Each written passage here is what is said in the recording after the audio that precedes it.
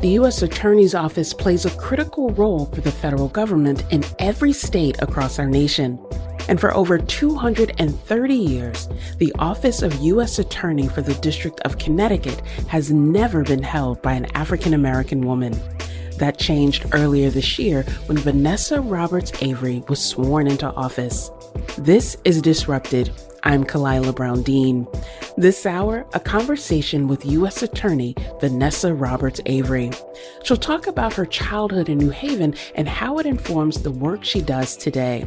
And later we'll talk to an executive director of the Law and Racial Justice Center at Yale and a recent fellow about how the program is making law school more accessible to students. But first, Vanessa Roberts Avery is U.S. Attorney for the District of Connecticut. U.S. Attorney Avery, welcome to Disrupted. Thank you so much for having me. That is an amazing title to have, but a lot of people may not actually know what a U.S. Attorney does. So I want to start with that very basic question. What is the U.S. Attorney? It's a great question and one that people often ask. The United States Attorney is the top federal law enforcement officer here in Connecticut. And a lot of people don't understand that law enforcement involves several different layers of government here. So you have your local police department, which most people are familiar with, and the city government. And then you have the state police and all of the state prosecutors, the state's attorney. There's also a chief state's attorney. And then at the federal level, you have the United States Attorney and all of the federal agencies that have regional offices here in the state. And we all obviously report down to Washington, D.C. and our United States Attorney, Merrick Garland. So to have this appointment as the United States Attorney for the District of Connecticut, that is an appointment that was made by President Biden, the Biden administration. And so before we talk about all the layers that you just mentioned of how you're working within this federal system to also work with state and local officials, I want to take a step back and talk about you, the person who is within this role. And so for our listeners, you are a native of Connecticut. You grew up in the New Hallville section of New Haven, and you've talked before about what it was like to come of age in New Haven, in New Hallville. Share that with our listeners today, some of that background, so they get to know who you are as a person in this role. Sure. Let me just start by laying out some of what you just said. I grew up in New Haven, yes, in the heart of New Hallville in the 70s, 80s, and early 90s. So that was the height of the crack epidemic and the so-called war on drugs. And growing up in that environment gave me direct experience with what that meant. When I hear about the community today, which sadly isn't very different from what it was then, I understand the trauma that is prevalent in the community when you have communities that feel somewhat marginalized from the rest of society, when they are dealing with gun violence and addiction and poverty at levels that other communities may not be experiencing. There's a trauma that is involved in that for a child growing up in that system. And so I understand what that feels like. I remember what it felt like to live in a community where law enforcement was feared and despised. And now I obviously understand what it feels like to live in a community where law enforcement is a trusted partner, helping to maintain the health and the safety of the community. And so being able to bridge that divide based on what I experienced growing up is something that really has driven me to do what I do and to be in this role today. I'm a very proud graduate of the New Haven Public Schools, as probably has been noted before.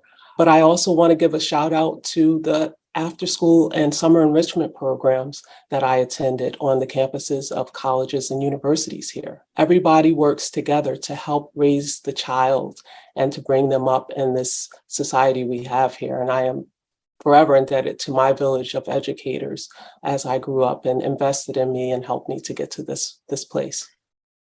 As I'm listening to you talk about your experience growing up in New Hallville, it sounds familiar to so many of us who grew up in that era, who understood what that meant, not just for individuals, and that was important, but also for families, for communities and neighborhoods, and the generational consequences of a lot of that trauma, a lot of that pain.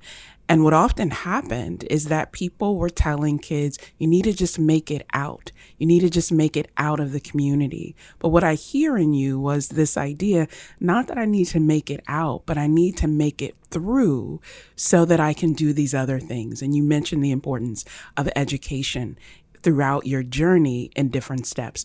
Why was education so important for you or so useful for you as you thought about something different than what you saw every day? My family raised us to take a step back, to believe that service is the rent you pay for living. And to me, that meant each one of us, myself, my siblings, you figure out what it is your gifts, talents, and abilities allow you to do to extend that in service to the community. And for me, academics was my thing. I loved school. I loved learning. There wasn't a subject you could put in front of me that I didn't eat up as a young child. And so that was my ticket, my way to give back. Even as a child, we were taught how to volunteer in the community and to tutor classmates. My siblings teased me because I was serious about giving homework at home when we played school. That was something that was important to me. If I could learn it and use it in a positive way, I wanted others to be able to do it. And so that's something that I took with me when I went to college, when I went to law school, and then coming back as a practicing attorney here in Connecticut. You mentioned a number of the schools that you attended from elementary through high school, and the common theme is that they were all public schools. So although you were able to supplement and have these experiences in private and independent schools, that foundational approach of public schools in New Haven, the connection to community, and for those of us who know New Haven, we know that the teachers, the administrators, often knew your family members. How important was that public school experience for you in growing up and seeing sort of an affirmation of what you were learning at home about the commitment to service and commitment to others? It was critical. I was able to observe my teachers, administrators, other educators volunteering in the community, because I saw them not only in the classroom, but I saw them in some of those after-school programs. One of the earliest programs I was involved in was called the Follow Through Program. It was a program that was sponsored by Alpha Kappa Alpha Sorority Incorporated, and they volunteered mentoring young girls in the school system after school, just exposing us to different things outside of our neighborhoods, outside of the curriculum. I remember to this day traveling to the state capitol here in Connecticut for the first time in that follow-through program. Being exposed to people who were doing things on a different level than I had ever even imagined possible helped me to expand the horizons of what I thought might be possible for myself. It expanded your horizons. It created new opportunities or exposed you to new opportunities. And you took your talents and your intelligence to Yale University, which is a premier Ivy League institution. But I imagine for a kid growing up in New Haven, given the very sort of contentious history between Yale and the city and the area, and of some people feeling like it is this fortress that people cannot penetrate who are from the area. And yet you, like a number of other students, went to Yale and did quite well there. Was there any tension for you of making that transition from being a New Haven student to being a student at Yale? Or did you just see this as a part of the journey of, I'm smart, I'm focused, I can do this? Great question. I didn't feel the tension myself, but I think I know the reason why. And first, I was exposed to Yale's campus as a middle school student. One of the earliest after-school and enrichment programs I joined is called the Ulysses S. Grant Foundation, which is sponsored at Yale. And I started the summer before my sixth grade year and went all the way through high school. And so I knew Yale's old campus probably as well, if not better, than some of the undergraduates who went there, because I had spent years on that campus during the summers. I also, during high school, had participated in a language program that Yale ran. And obviously, Yale does a number of interactive programs with the New Haven public school system that allows students to engage with their staff. So I was very familiar with Yale. And, ironically, because of that familiarity, I originally wanted nothing to do with applying to Yale. I wanted to go away. Like most children, I wanted to get out of the state of Connecticut for college. But as circumstance would have it, I was convinced otherwise, and it was the best choice I ever made. So what I find interesting is that, and you shared this with me, that you went to Yale, you thought you were going to be a teacher, that you were preparing for this career as an educator, that you had been this little kid giving homework to your siblings in play school. I mean, that's pretty dedicated. And so you went to Yale thinking that you were going to be a teacher, to be the kind of teacher who had also been influential in your life and to give that back. And yet instead of becoming a teacher, you go to Georgetown Law. What was the transition? How did you make that switch between a career in education to deciding you wanted to go to law school? One of the things that I was able to experience at Yale was the ability to have confidence in shifting and changing direction. When you're in school and you're growing up, people often ask you, what do you want to be when you grow up? What do you want to do when you're an adult? And you come up with these ideas. And you don't really know what it means because you haven't actually tried it out yet. If you look at my high school yearbook, it will say that I'm going to be an actuary when I graduate from school. And that's what I'm going to focus on because math was my favorite subject as a senior in high school. And I thought I was going to be a math major at Yale. But I arrived on Yale's campus and an entirely new world of opportunities and options was opened up. And so education, yes, I participated in the teacher preparation program that existed there at the time. And so I had my certification to teach secondary school when I graduated from Yale, in addition to having a bachelor's degree in African American studies with a concentration in history. And so you get the theme here. There were a variety of different things that I ended up focusing on. And at the end of the day, I realized there's so much that I could do with this degree. And it was a conversation with my mother that steered me to law school. My mother had asked me the question when I was talking to her about, preparing to graduate and teach afterward. She asked the question simply, what about law school? And, my mother, the way she interacted with me when it came to things where she thought I was pretty set in with a decision, she would ask questions rather than telling me to do something and make me question my own thinking. And so when she asked the question, what about law school? I said, well, what's wrong with teaching? And she said, I didn't say there was anything wrong with teaching. I just asked, what about law school? And my mother, who is the daughter of sharecroppers from rural South Carolina, who had graduated from high school, despite significant circumstances against her, had this understanding that you could do anything that you set your mind to.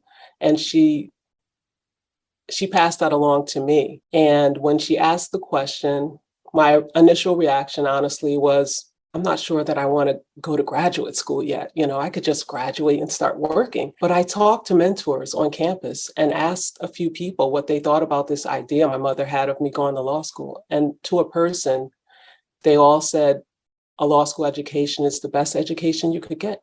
So I thought, I'll go to law school, I'll get my degree, and then I'll go teach, maybe at the college level or the law school level. But I fell into litigation when I was a law student through the clinical programs at Georgetown. And obviously the rest is history. It was the right decision, the best decision. As always, my mother was correct. After the break, more from U.S. Attorney Vanessa Roberts Avery. She'll reflect on her time in the Attorney General's office and talk about what's next. And later, how a Yale program is breaking down barriers to law school. This is Disrupted. We'll be right back.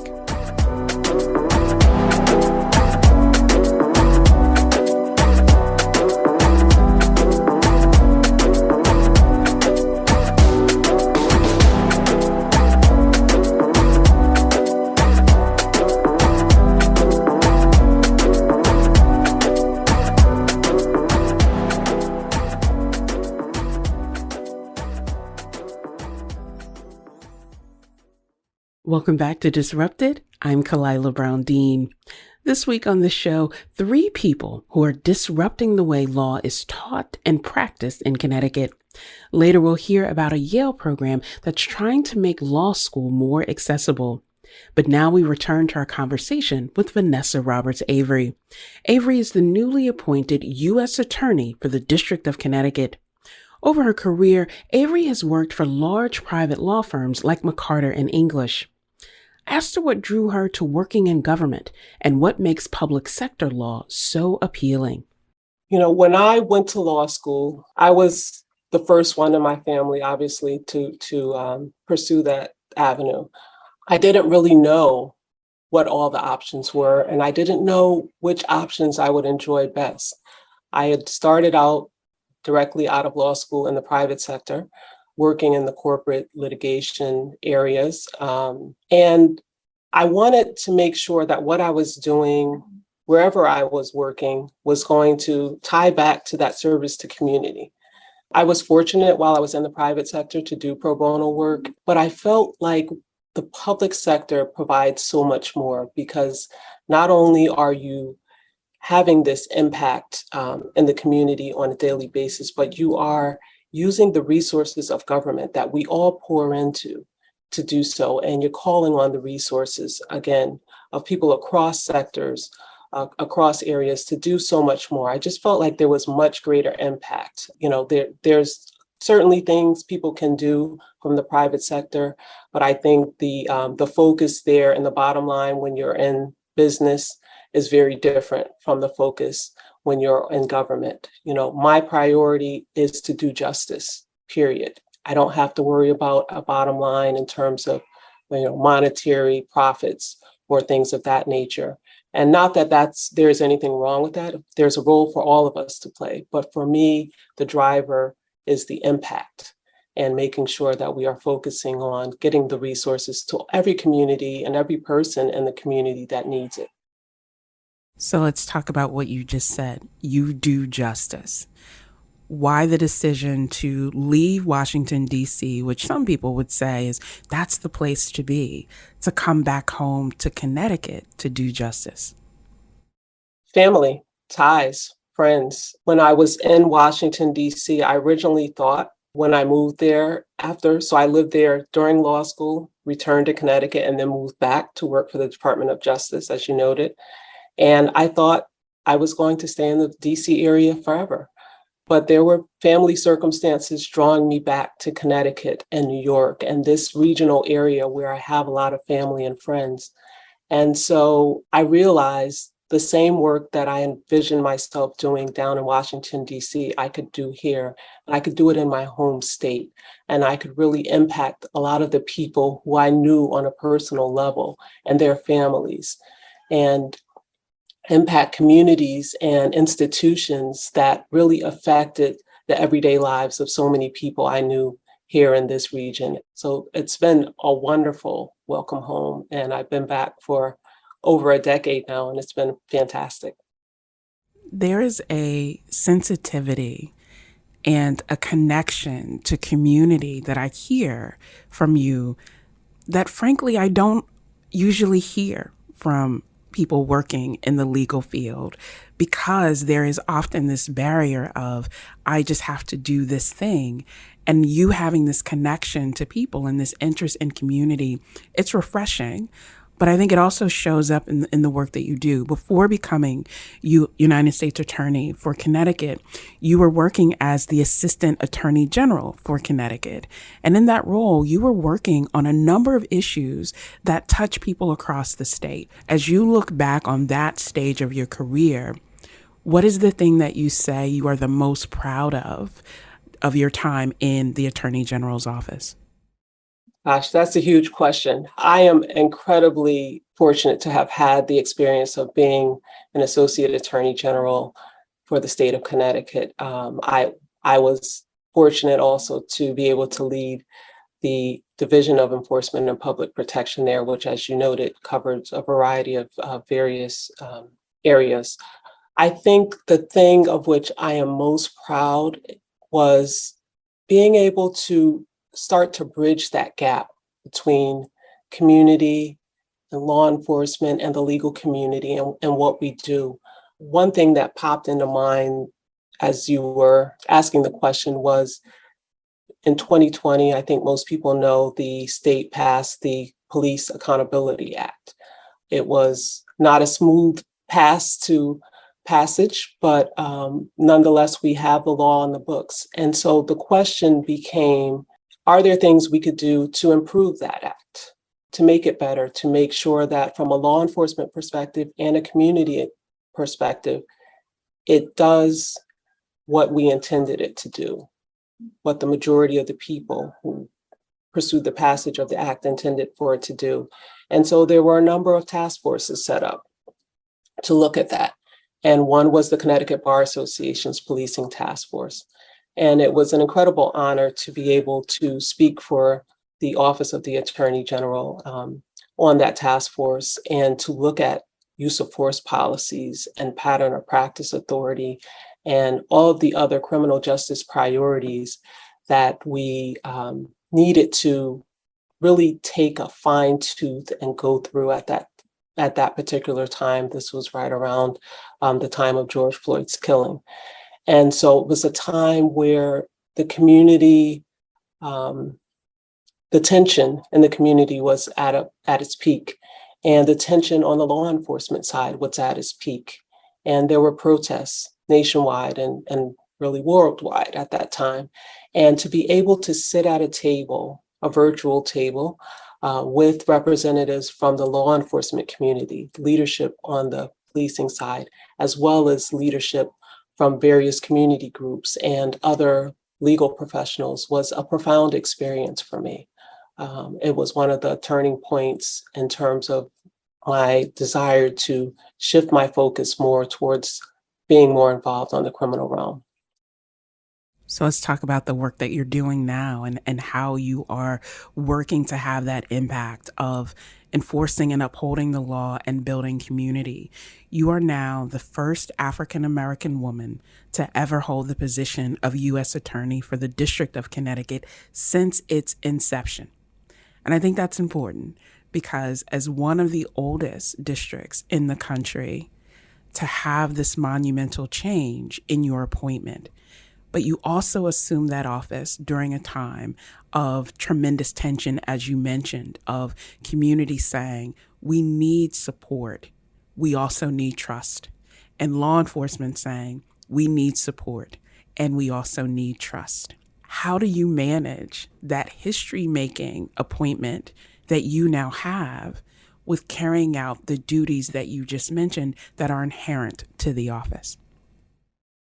I think it's important to recognize that a lot of times the tensions and the strong emotions, especially when they are negative emotions, often are caused because of misunderstandings. At the end of the day, there's a phrase that goes, it's hard to hate up close.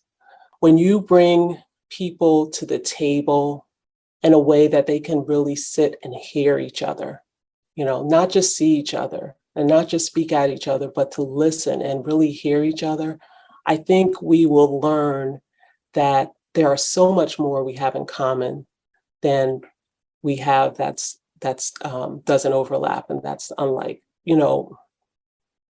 One of the things that I have found, this is through the course of my career, but especially now in the past few weeks since I've been in this role, is that just convening a meeting where people can sit around the same table and figure out what it is the issues are that they can agree upon really helps to set the stage for moving forward. And once you can do that, and once people start to get to know each other and give each other the benefit of the doubt and rebuild that trust, right, or establish that trust in the first place, that's where the focus needs to be. A lot of people talk about, from law enforcement and other government agencies, the business community as well, outreach to the community, going out into the community and giving presentations to educate. And I think that's an important first step, But I think that's only the first step. I like to use the term, and it's a DOJ term that I'm fully embracing, community engagement. You want to outreach to the community, but you also want to bring them in so that they can hear and listen, and so that you can hear and listen. I think we have an obligation to let the community know that we do hear them, we do see them, and we are interested in collaborating with them whenever we can to resolve whatever issues may happen. We can't always agree, but we can certainly respectfully disagree. I want to talk about a recent example of that for you and for your office, and one that I think a lot of people are paying attention to. As you said, you are now about at the 2-month mark of being in office.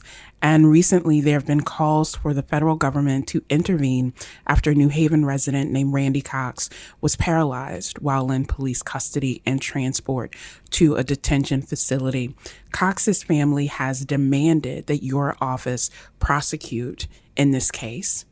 And your office met with the family and their representation recently. Some people see that as a change in practice of saying, I'm going to engage community, I'm going to engage family, not make promises, but listen, learn, and engage. What is the role of the U.S. Attorney's Office in this case, but also in cases like this? So here's what I can say about that situation. I have issued a statement, and I stand by the statement that has been issued so far. I want to talk about this from a different perspective, and I want to say this. I think when incidents like what happened to Mr. Cox, but what I think is most important to add is that when something like that happens, people need to understand that we care. The community needs to understand that law enforcement cares, that law enforcement is troubled by the same types of things that they're troubled by. They need to understand what the threshold is for us. And they need to understand that if that threshold is crossed, that law enforcement will do its job and do justice. And in that case, and in any subsequent cases that may arise, hopefully we won't have many of them. But I think that is the first step, making sure that the community understands that we care, that we are here for you. We are public servants at the end of the day.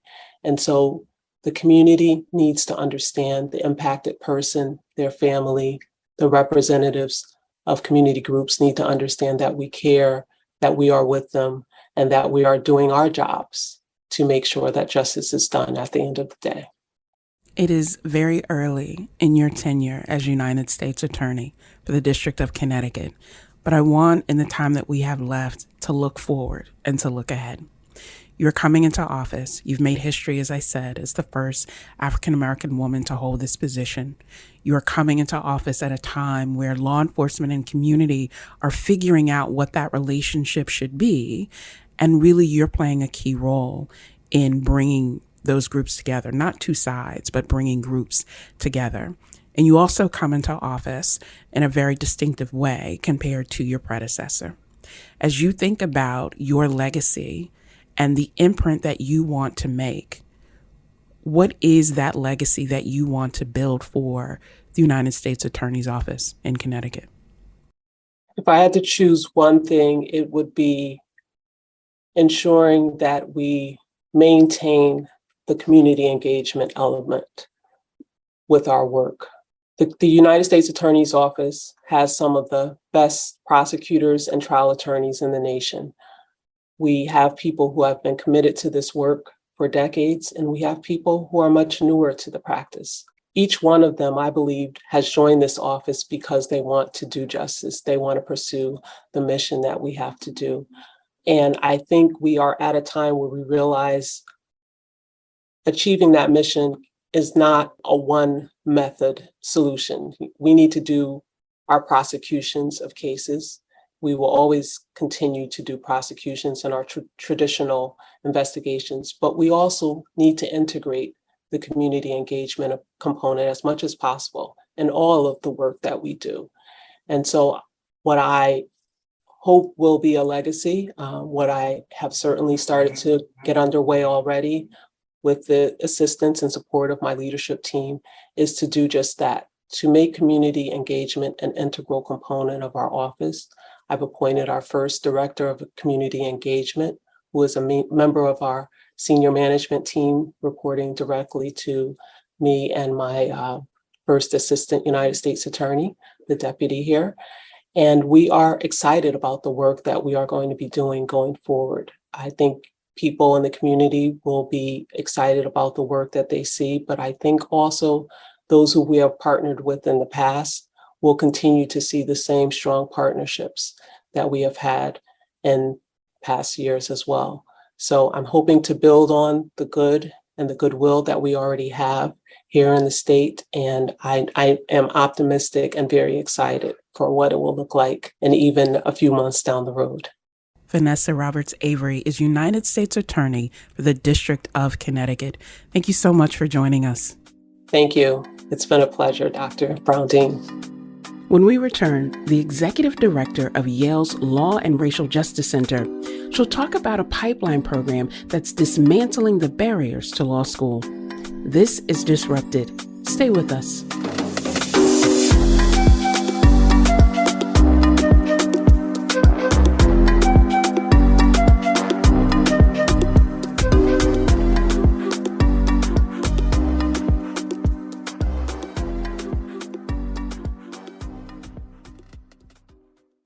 Welcome back to Disrupted. I'm Carlisle Brown-Dean. The first cohort of students that are part of a new program at Yale Law School will enter law schools across the country this fall. The Law and Racial Justice Center's Access to Law School program prepares students from historically marginalized groups to navigate the complicated law school landscape. They receive support in everything from understanding the tricky application cycle to providing free LSAT prep courses. Kayla Vinson is Executive Director of the Law and Racial Justice Center at Yale Law School. She co-leads the Access to Law School program. Kayla, welcome to Disrupted. Thank you so much for having me. It's great to be here. You know, I want to talk about this program that you are running through the center because it speaks to the challenge that we know overall. Law school is very difficult to get into, extremely competitive, and it's even more difficult if you are from a group that traditionally has not had access to those kinds of networks and connections to even know what the process is all about. Talk to us about the Access to Law School program that's a part of the center that you're running. Yes, so the program exists for all of the reasons that you just gave. It is a 2-year program where in the first year, fellows are really introduced to all the aspects of the law school admissions process. They are able to take a free LSAT prep course, which is, of course, one of a significant barrier to law school admission access. And throughout the way, they are paired with a law student who's helping to support the program. And so they're able to really build that relationship, which becomes a major source of support when fellows move into the second year of the fellowship, which is when they actually apply to law school. And so we really think of ourselves as being there both to and through the law school admissions process. And as our inaugural group of fellows enters law school in the fall, also expanding the program to support folks actually through law school and building a community of fellows who will know each other as lawyers and professionals and colleagues in their careers. What I think is interesting about this program and what makes it distinctive from some others is that while it is open to anyone, there's a particular emphasis on people who traditionally have not had those opportunities. And we're talking here about first generation students and graduates, lower income people, formerly incarcerated, members of different underrepresented racial and ethnic groups. But what is also key here is that in supporting prospective law students, there's a key emphasis on residents of New Haven. Why is that so important to the program?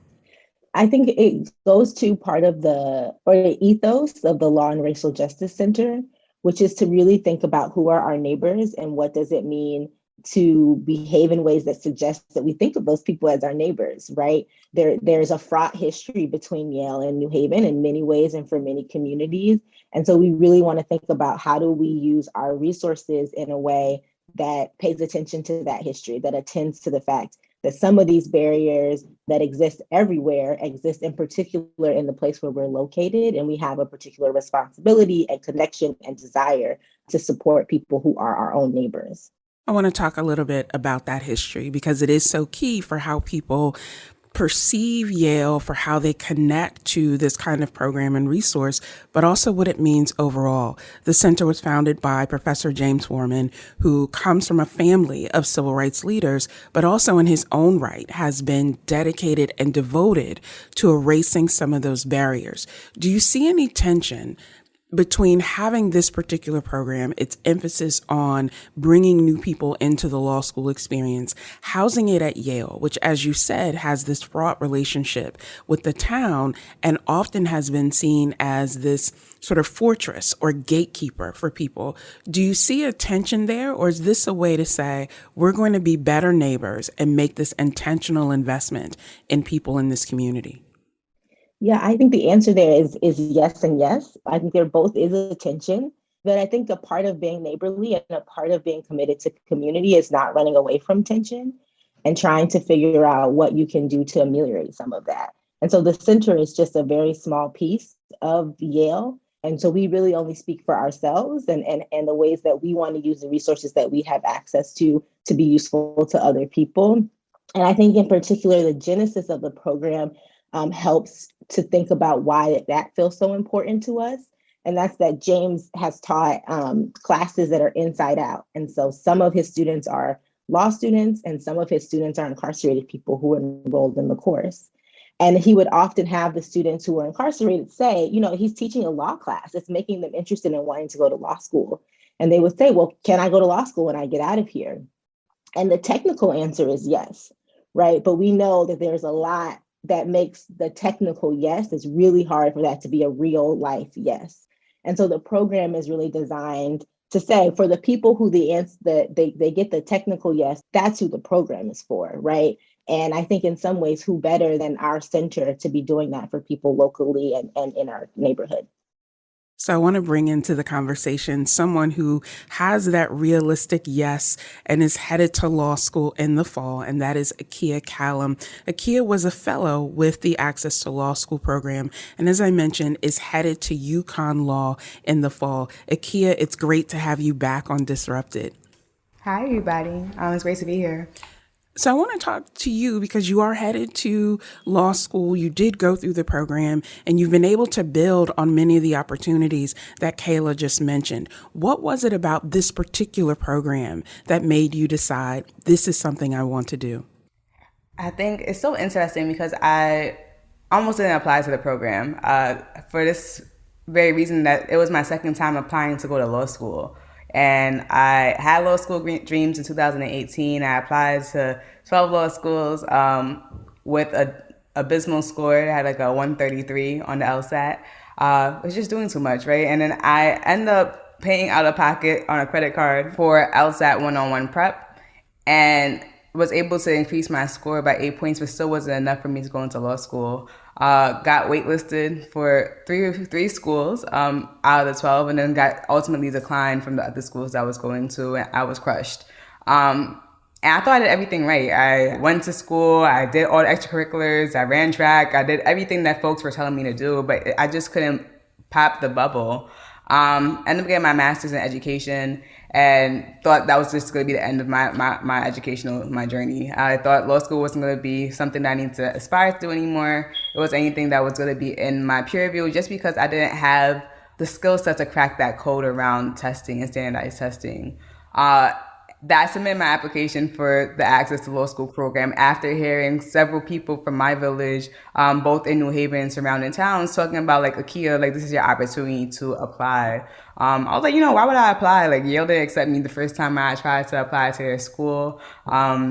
This might not be a great fit for me, but recognizing that the target audience and target population that they had specifically aligned with who I was. I'm a first generation daughter of immigrants, proud daughter of immigrants, Black woman in the city of New Haven. And knowing that I went through public schools in the country, like figuring out what that looks like moving forward and trying to move that needle of access in-person reality, and making sure that not only that I was able to go through the program, but at least go through the process, say like, Akia, if this doesn't work out, then like maybe it's not for you. But ultimately it did.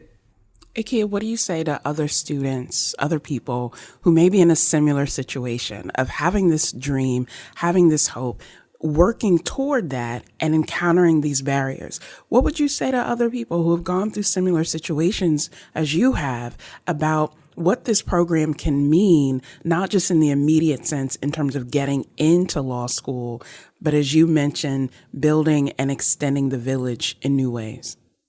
Yeah, I mean, I think my guiding compass is like my plan B is always to make my plan A work and figuring out what that might look like in any given sense, right? So my call to action to students that might be interested in going to law school or pursuing higher education is go after it, seek out those opportunities, develop mentors and mentor relationships that you might be able to have access to.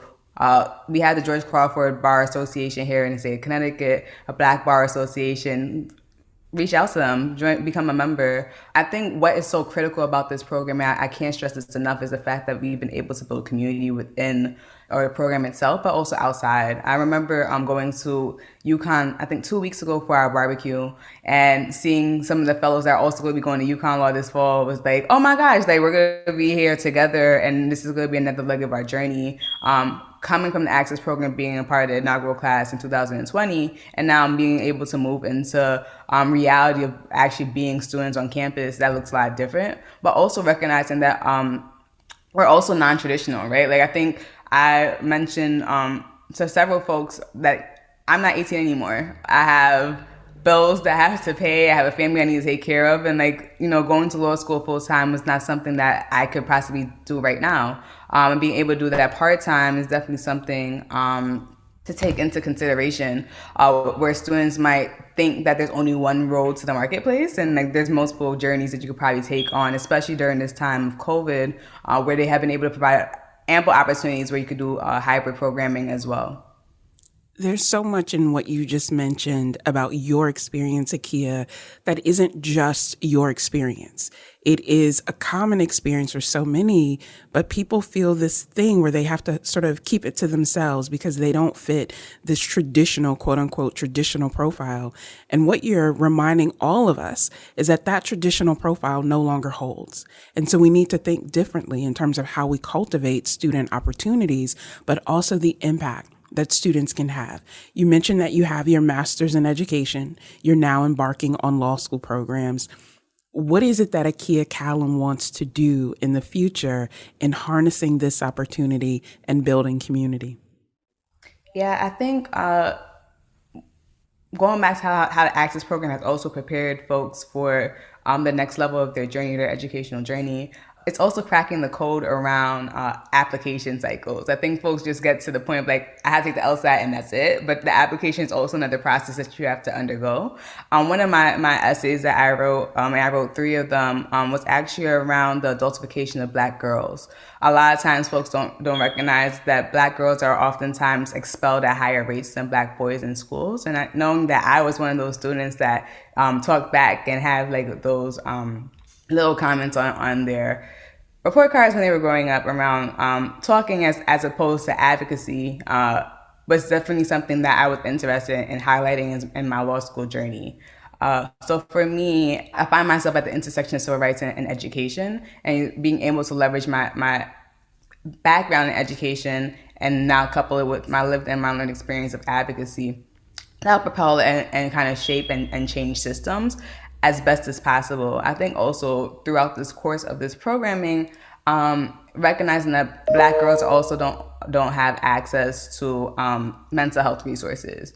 And as someone that is actively seeking out support around mental health resources to be able to get diagnosed, whether it's ADHD or whatever mental illness it is, like that's also to help propel and shape how that shows up.